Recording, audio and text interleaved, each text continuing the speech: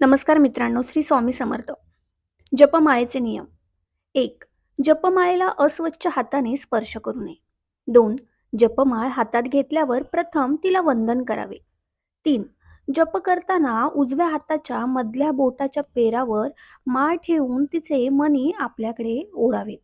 4. जपमाळेचे मणी एकमेकांवर आदळणार नाहीत याची काळजी घ्यावी.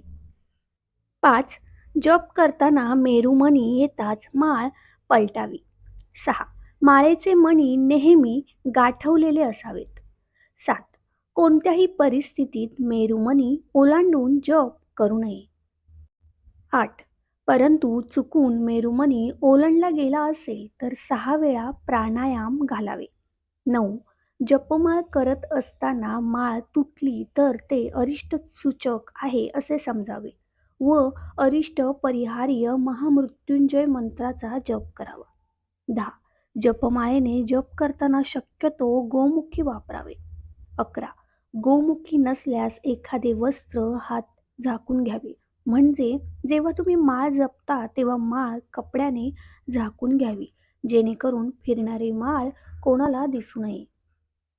12. एका व्यक्तीने एकच ठराविक जपमाळ वापरावी. 13.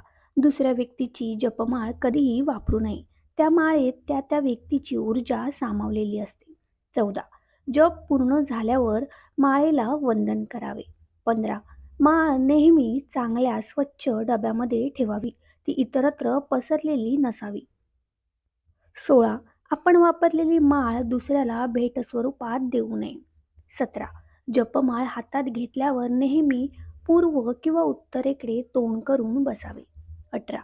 जप नेहमी आसनावर बसूनच करावा. आपला जमिनीला सरळ स्पर्श होता कामा नये. 19.